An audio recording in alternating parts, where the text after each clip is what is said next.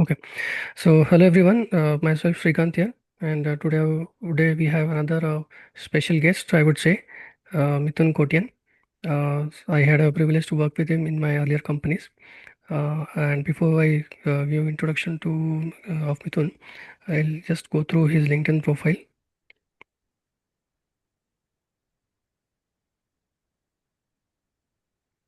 Okay, so Mithun Kotian currently working as a test architect, and let's go through his experience first. So Mithun experience. He's joined as an intern in virtual marketing earlier than in Mindtree for 4 years. Last position was tech specialist. Then he was in Synchron as a senior associate last position, and he was in Oracle for 7 years. Okay, so last position was a principal quality assurance engineer, and in Connectways again he was there for 4 years and 3 months. And this is where I had a chance to work with Mithun. And currently he's working as a chief architect automation in Zensoft services. So, welcome, Mithun. Can you please again introduce yourself shortly? Yeah. So I've always worked as quality engineer, and my start was as a sort of like SDIT, the word that is now a little more familiar to people. But when I started off in 2007, and that so it shows like four companies, but technically my career started with a company called Disha Technologies, which was taken over by Aztec Soft, which was then taken over by Mindtree. So you see Mindtree, right? As 4 years.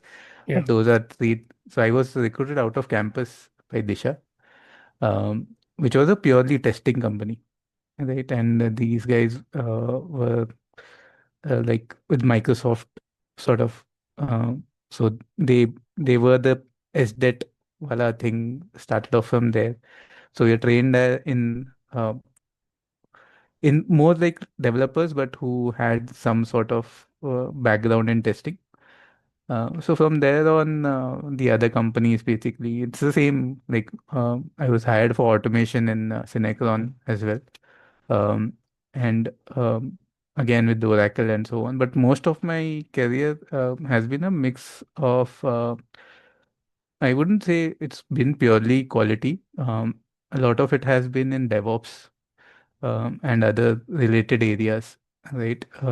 Being sort of the person who's like the handyman in the team, who basically looks after servers and stuff, and while doing the own like quality stuff.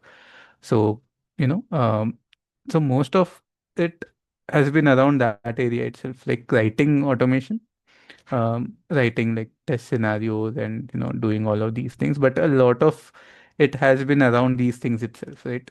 Somebody has an issue with their automation framework not working, so I'll be there. Or somebody has an issue with the server not working, uh, or server not behaving properly or something like that. And so I was there. So a lot of my career has been in these dual roles, and which eventually went into something like uh, sort of like a side role has always been around infrastructure and so on, which eventually came up to what I'm a little bit more known for now, which is the non-functional aspects of testing, right? So resiliency being one thing out of it. But mostly I do whatever is required basically for a particular project. So if it has to do with testing, pure testing related activities, I do that. If it requires my intervention as a DevOps person, I do that. If somebody is not there in performance or somebody is not there in security, I do that. So basically, like the handyman of the team. I agree. Yeah. I have real experience of that. Yeah. So I've tried to be flexible in that respect. And at times I've also contributed code to the actual product being tested. So even that I do a little bit on the side. So I like to keep on the technical side of things.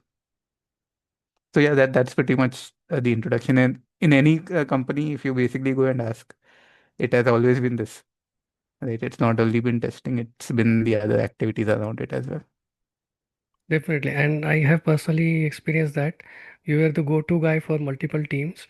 If anything breaks up, anything needs some kind of a attention troubleshooting, so it's the default Mithun Mithun person. So you are, people were fighting for your time slot. But anyway, good to have worked with you.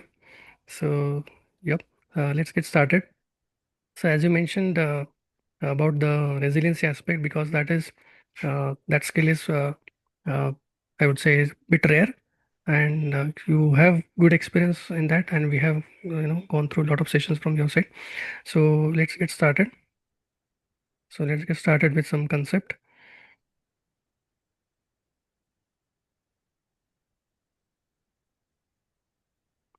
Okay. So I just prepared one normal slide, but anyway, we'll deep dive into it.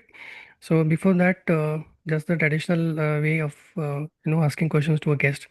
So could you, at your position, or if you are conducting interviews for junior, senior, or lead people, so what are your top 2 to 3 guidelines for them to have something in the CV and also in the interview preparation side?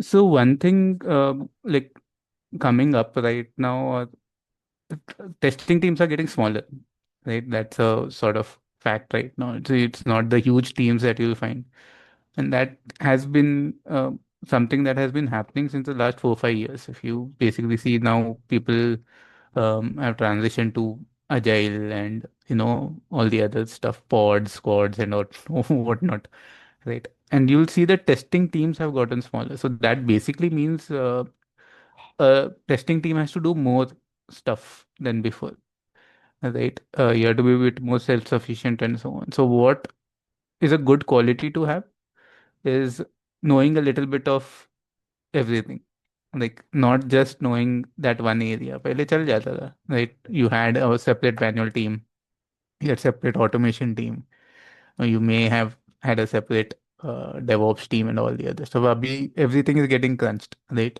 It's the nature of the market. So something that I look for when I interview, and I interview quite a lot nowadays. So something that I look at is one is a learning sort of attitude. Somebody who I don't, for instance, I don't look at syntax, ठीक से डाला कि नहीं, और problem ठीक से solve, मतलब in a very optimal way solve किया कि नहीं, but basically think in terms of their mindset, right? How they approach a problem, how they look at it. Uh, the other thing is that learning attitude has to be there, right? And that is a must in a QE person at least. Somebody who's more curious about things, somebody who wants to know कि कैसे काम किया and so on. So that aspect has to be there. Something that you actually have to have. See, a lot of the interviews that I do, it's very obvious that they have done manual testing most of the work, and they are now interviewing for an automation place, right? But just reading up on automation things are not going to help you, right? You can basically, interviewers can actually figure that out. So if you just do a couple of projects and stuff and put it on GitHub or the GitLab or wherever, so I at least get to know that ठीक है इसने कुछ hands on किया है, right? I, other than just using my intent, sort of other than just using my uh, intuition to basically guess key, and most of the time you basically can figure it out. But uh, one is that put stuff on GitHub, do some labs or something like that, put it there, so that I know that at least you know how to use GitHub, push करने को आता है project, and so on and so forth. The other stuff is, see, everybody has the same stuff on the CV, right? It's always going to be Selenium, Java, Playwright हुआ तो. But something other than that, if it stands out, right, it's something like you know how to set up CI/CD. It's an extra skill, but it is a skill that you need to. And if that is there in your GitHub, right, nothing like it. Right, I'll basically go like 10-15 minutes before the interview. I'll basically be taking a look at the CV, and if I see a GitHub link, I'll probably follow it, figure that out, right? So if you're somebody who's trying to break out into like automation from manual, you do that. That would be my number one thing. You do that, it tells the interviewers that there's something extra with this person, and you'll be given a little bit more of a rope. For senior folks, I always prefer somebody who goes beyond the usual QE stuff, because everybody knows how to write a framework at the senior levels, how to basically figure out. I want to know whether they have looked at other stuff in the project or not, right? Somebody who has explored a little bit of load testing on the side, or security testing में क्या क्या लगता है, and so on. Also, somebody who knows about the project that they were testing, right? Not just कि क्या testing किया, but why they were testing it, right? Whether what was the tech stack that they were testing, right? If there was some sort of different technology there, maybe RabbitMQ, maybe something like Kafka or something like that, right? So then I get to know that that person has actually gone into that sort of depth and try to figure out that what exactly they are testing, right? Because a lot of the bugs and everything that come are not just because of logic or functional or business issues. It's sometimes because of the technology that they are using, right? So if you know about that, you'll be good. So those are the two things, like and most of the stuff that I look for are technical. So forgive me for that, but yeah. Yeah. Yeah, nowadays these are the, as you said, because of the size shrinking, the additional skills do matter, and they that makes you stand out wherever you like internal Yes. job posting or maybe external. So you should stand out in multiple ways. Okay. One thing that full stack wala stuff has really, when people talk about full stack engineer or the full stack QA, right? It's not a like a light thing. It is actually something that is coming into like the limelight, right? So try to know a little bit of everything. Okay, so full stack means the functional, non-functional, and Functional, non-functional, आजू बाजू का, like you should be able to troubleshoot things, right? Not just कि ये वाला uh, if Selenium is failing, the what to do, right? Let's say the framework is not working on somebody else's machine, you should be able to fix it, is uh, what I mm, would basically, we at least the minimum stuff, right? okay, it makes sense. Yeah. Uh, and like top 2 to 3 at the lead level. At the lead level, see, a lot of it comes to what type of lead you want to be, right? Whether you want to be a technical sort of lead or more of a man management, people management kind of person, because both are very different skills. Uh, uh, so if you for like a lead who's more people oriented, I would I'm not the best person to talk about it because I've tried to stay away from that. But somebody who basically can listen more to people, like what they are doing. We have had I've had the pleasure of working with very good managers, very good leads in my career. So most of the times they basically just give me a free hand and let me do whatever, no micromanagement. But they also listen, right? They will check in all sometime. So a lot of people who are in these kind of positions, so they just let people be, and then appraisal के time पे they will come. But uh, a good person, a good lead, or a good manager is somebody who basically come checks in with you every other very often, but not about work, but about other things as well, just to know your state of mind and so on, and then works around, gets to figures out like कुछ गड़बड़ चल रहा है नहीं चल रहा है, ये हुआ कि नहीं, without you also being felt like you're being micromanaged, right? So somebody who has that skill, no, is a very good sort of leader who basically gets to know things without like putting pressure on things. Another one would be not letting. See, everybody has some amount of pressure on them, right? Good leaders or bad leaders or whatever. The bad leaders let the pressure trickle down. The good leaders sort of absorb it, but just get the work done also from your side, right? So those two things have to be there. for at least from the man management perspective thing. For technical things, technical leadership is a little bit more different because you're always involved in technical when you're in a technical sort of role, right? uh, Something breaks, you have to be there to figure out it, कि क्यों break हुआ, how to not get, how to make sure that processes are there so that it doesn't break the next time. Yeah, so if there is a issue, you're the first person people will call. Right. So on technical side of things, it's a little different. You don't have to interact with people all that much. People interact with you. It's the other way Yeah, around, exactly. Yeah. right? You Yeah. you don't have to be the one who basically goes to people and ask them. They will come come to you with their problems. Yeah. So that but and absorbing pressure in the technical side of things is a little bit more important because it's always going to be there, right? कि ये नहीं चल रहा है वो नहीं चल रहा है this issue is not being reproduced and so on and so forth. So that uh, uh, comes uh, comes in the technical side of things. The other thing is that you need to understand a system very quickly, something that you are not seen before, right? Patterns देखने को आना चाहिए on a lead level or on a technical manager sort of level. Like अगर ये है तो this could be there in that system, right? Or if this is being used in that system, ये type का problem आ सकता है. So that actually is a good skill to have.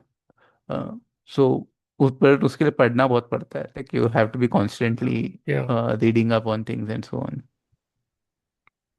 Yeah, as you rightly said, so one point I want to highlight is absorbing pressure, be it at a man management or even a technical side. And then, as you said, giving the members free hand. And then one point I would like to add is to remove their obstacle without even letting them know something happened, you know. Mm. So taking it as early as possible so that they are free to do their work, and of course, you know, that will result in good delivery, quick delivery, or early issue finding, and multiple things. Yeah. Right. So on the same line, for the upskilling, uh, anything like, let's say, let me ask this: how do you upskill yourself? You know, at whatever position you are. Let's say 5 years back, 4 year back, or 2 year back, or maybe 1 year down the line. How do you upskill yourself? So I have been a little fortunate in that respect. Um, that chances of upskilling have come to me more than me trying to do something else. Like for instance, I when I was in Oracle, right? Um, and even before that, I mean, in Cinecron and even before that, if I keep thinking about all the roles that I have had, something or the other I have had to do. Like for instance, uh, in when I was in Mindtree, we were basically a Microsoft organization in that sense, right? We were all deputed to Microsoft teams and stuff.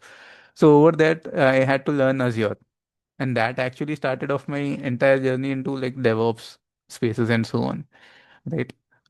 So I got to know a lot about Azure and so on, which laid the foundation for the next few years where I could basically just look at a system and know कि क्या करना है करके वहाँ पे.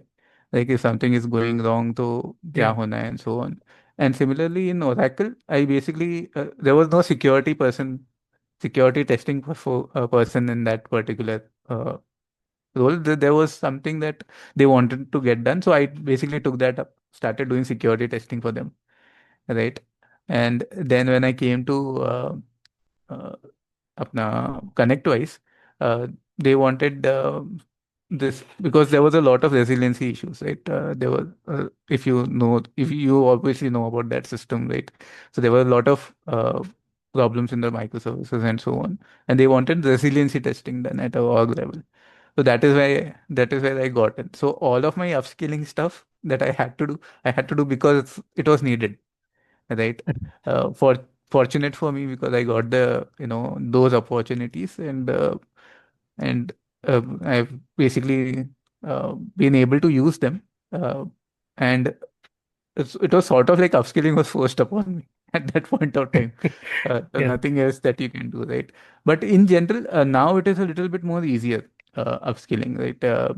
You can just have something like an AI assistant basically tell you what you need to learn. Right. पहले कैसा था, पहले you had to go to a particular website and try to figure out कि क्या करना है. Now you can just have a good paid wala like pro या plus subscription or something like that, and then you can just ask it things, right? कि ये topic पे what should I know, or where should I look for this information on this topic and so on. It is something that is a very good tool to learn. Uh, Whatever the others say about the them taking over whatever and so on, but one very good thing that I've always mentioned before, even before, right, when I started using that like the AI assistants and so on, one thing that I found is if you want to learn, there's nothing like it. From the AI perspective, it's one place where you can just ask it questions, right?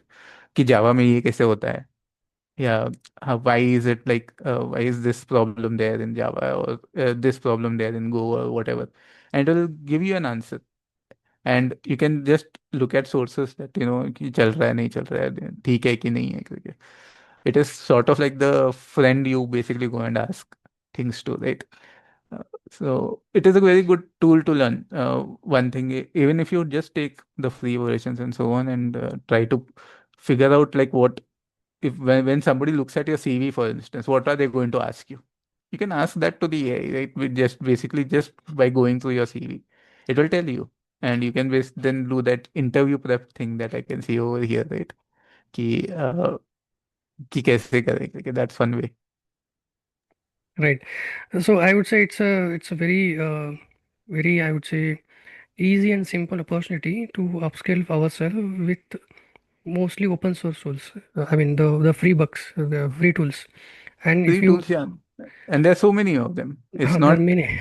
It's not even there's the known ones. There are some unknown ones also. If you just basically know where to go and look.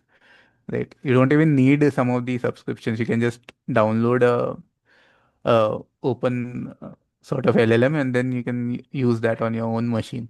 It's a little slow, but it will work. Yeah, yeah. Even I tried that Olama and the Ola, one and yeah, the one which are I think more than 100 billion parameters, right? Or 80 billion yes. parameters. Those are very super. I will say Mm. amazing, literally amazing. Just that it is bit slow. Or either you can go for this paid one. It is just few bucks, maybe 100, 200, maybe 500 rupees. But then they will give Yeah. you a knowledge. You just have to tell them, okay, act as a software architect, act as a senior software architect, Yes. multiple roles. So it is very easy nowadays. Just that we have to keep on, upskill. I mean, try and then explore. Right. Yeah. Uh, okay, moving on.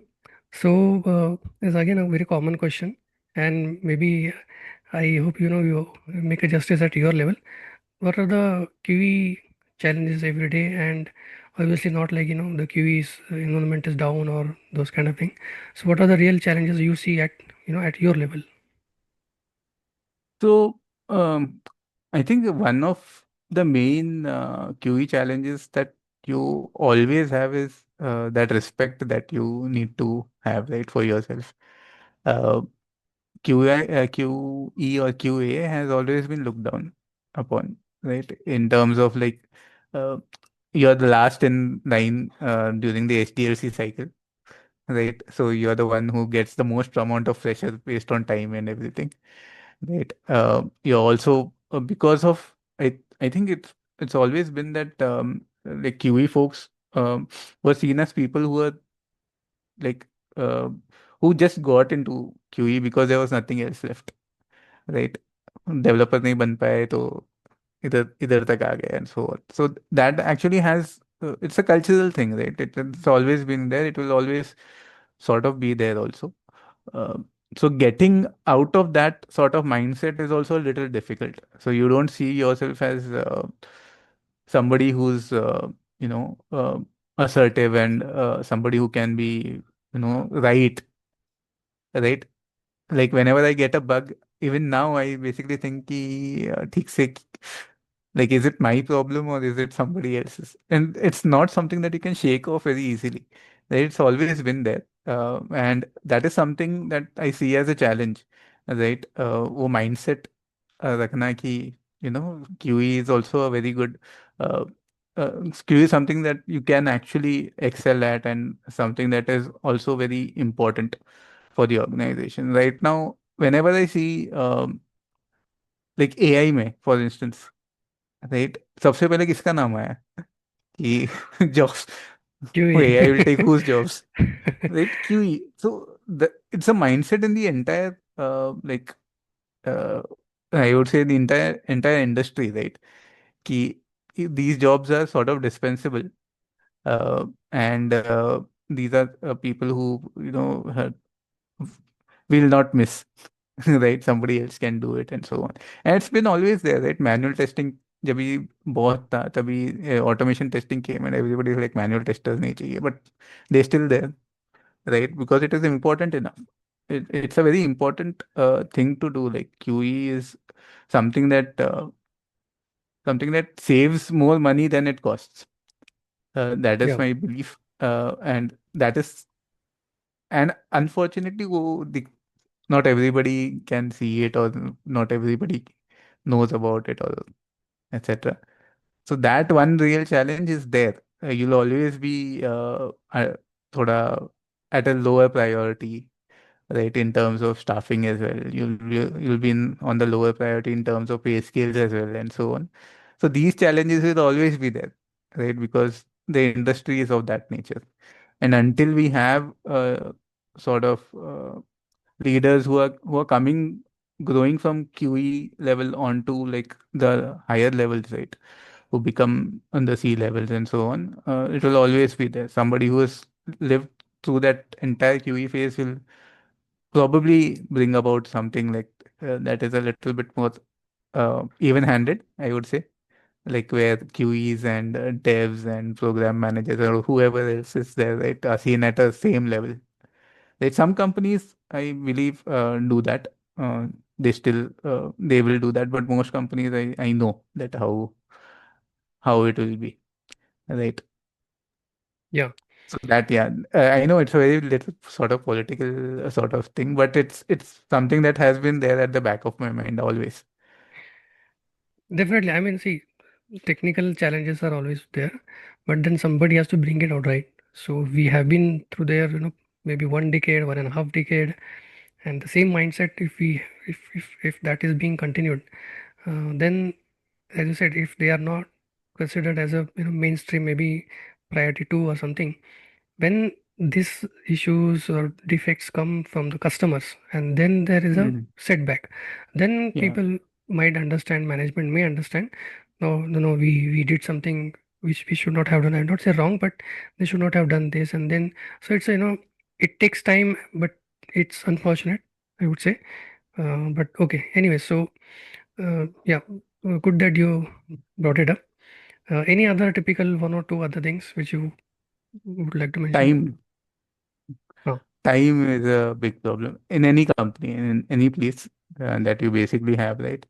So the amount of time that we get to do a good job is all never there, right? Let's say if everybody does good planning and they say that okay, this project will take uh, 4 months, and and you need to have a code freeze at month three, right? The code freeze always goes to 1.5, yeah, yeah. three-fourths, right? And you get one week or 2 weeks to actually work on the full product, and you're always rushed at that point of time. कि हो गया क्या? When Yeah. we have to release by this date and so on. That is a very big challenge. Mm. That irrespective of how much effort you put in or how much respect you have in that place, it will always be there, right? So, but it's inevitable, sort of like when you have fixed timelines and so on, and you try to work around it, or you can always be the villain and stall the release. Yeah, rightly pointed. But somebody has to be in that role, so I would defend even to that role also. Yeah. Okay. So now moving on. Uh, right. So because I know, and then based on your background, resiliency is testing expertise are a bit niche, and people are difficult to, they're difficult to find people having this expertise and so on. So let's focus this particular episode and maybe next on this part. So quickly, in the interest of time, let's Hmm. have introduction. What is Yeah. resiliency? Hmm. So, like with the advent of like these services, microservices ka architecture, right? I'll not go into monolith microservices and so on, because anybody who follows me on LinkedIn, I've kept on posting to that only. But uh, resiliency is basically figuring out like when things go wrong, what happens to your service. It's a very simple sort of introduction to that. Like to give you a very simple example, if uh, if your database goes down, right, does your service still function or not? And if it doesn't function, how quickly does it come back up with when the database is up? Do I need to go and restart it and all the other stuff? So documenting all of these things is basically the work of somebody who's doing resiliency testing, right? This is important for people who have to have SLAs in their services, right? Somebody who says 99.99% SLA, 43 minutes का down time है पूरे साल में, right? If your restart takes more than 10 minutes, you're already down by 10 Yeah, minutes in yeah, that for that year, right? Similarly, some services are 99.999 ka SLA, right? It's very, it becomes lesser and lesser the amount of downtime that you can have in the year. And along with that, architectures have become a little bit more complex. So the पहले कैसा होता था, पहले एक database होता था, and maybe you had a IIS का web server, one database. yeah, That was the entire aspect of it. Now you have queues, you have some sort of NoSQL database, right? You have some sort of caching technology in there and so on. So as much as you want to expand all of this, all of these are points of failures in your application. What happens is one of them fails is what you basically try to test and document. And then there are some assumptions that people will have. Somebody who actually even writes a document, right, of a technical specification or something, they have some assumptions in their mind when they're putting in a component or something like that. Those assumptions have to be tested, right? What happens when it goes down? What happens when it misbehaves, for instance, right? So all of these things you basically try to test out with resiliency testing. It is very close to chaos engineering, chaos testing, but chaos is more like just engine is running, you just pull out a one spark plug and see what happens, right? That is chaos. Whereas resiliency is more deep. You basically try to figure out what happens to that particular component when some component attached to it is not working, right? So it is very sort of like targeted. So if it is targeted, it is resiliency testing. If it is like just throwing stuff around, it is chaos engineering, right? Chaos engineering is normally done for the entire system, like a very big like 50-60 microservices का system है, उसमें दो तीन machines उड़ा दिया तो mm, क्या होता है, does everything go down? Whereas resiliency is okay, ये वाला सर्विस है, इसका ये वाला कंपोनेंट है, ये component is attached to a cache. If I bring down the cache, does a component and the service still survive? So that will be resiliency, right? So yeah, that was the introduction for resiliency testing. yeah, yeah. Introduction was, uh, I mean, the spectrum we have covered, and not only, as you said, not only just the database, like various components, whatever you find out, Yeah. you name it, and we can have a round of testing for that. What it be? Let it be like caching, Redis, any sort of uh, item in your entire architecture, entire system. Let it be, some third party like, so let's say AWS EC2 or whatever you want to name it. That uh, what is the impact of that if it goes down, if it misbehaves, or if we are dependent on it, and then what happens? Yes. Hmm. Hmm. Okay. Quickly, so obviously, nobody is born like a resiliency QE person. So what is a so what is a typical path you would you would say, after doing so and so, or maybe trying something, failing somewhere. So top two, 3 points quickly. You have to be a technical person for this. And when I mean technical, is somebody who can just go and talk to a developer about, why is your code on this particular line, it will give you this problem, right? You have to know that much sort of in depth. You need to know how to read code. You need to know that just by reading code, you need to know कि क्या चलने वाला है, क्या नहीं चलने वाला है, where it reads the, things from and so on. So if you want to go from like a manual testing to like, or even from automation testing to this, the one thing that I basically mentioned at even the start, right? You need to know the systems that you're testing, right? Not just कि एक ये URL है, वो URL पे मैं जाएगा और करेगा, you need to know कि उसके पीछे क्या चल रहा है, how to basically interact with that and so on. Just start off by knowing like what the architecture is. Uh, Maybe you can also start monitoring the architecture along with your DevOps folks or along with your, dev folks on the QE side, right? You can be the person who basically does all of that. You understand a lot more about all of these systems. And when you understand these systems, you can do all of this sort of testing, right? Uh, the path is basically understanding all of these things. Networking, you need to know. You need to know a lot of Linux. You need to know the internals of systems, right? Windows का ये वाला like firewalls कैसे चलता है or something. Those are like applications में कहाँ पे जाके logs देखना है, कुछ फटता है तो where to basically go and check all of these things. So you need to know all of this so that you can then transition into this DevOps SRE resiliency wala sort of space, right? Where you can figure out things as they are going wrong and why they are going wrong. And then you can basically, if you know that, then only you can go and explain to somebody else, right?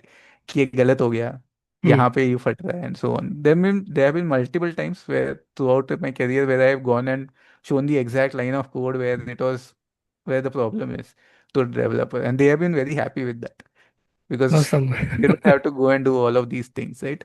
So so knowing all of these things, you have to be very technical about this. It's a fact of doing this kind of testing that you need to know how to go around all of these things. You have to be sort of like a developer. Uh, I don't say that I'm a like a senior sort of developer जो ऐसे ही देख के ही करता है, but I can read code and I can figure out कि हाँ ठीक है, इधर ये हुआ and so on. But उतना तो आना चाहिए to do all of this. So you need to be somebody who can uh, just go in and do things, right? Yeah. Okay. So I think in the interest of time, it's a very fruitful discussion, and so let's continue this in the next part. Um, Yeah. okay. So once again, Mithun, thanks for your time. We'll see you in the next session. Thank you. Thank you. Thank you, Shrikant.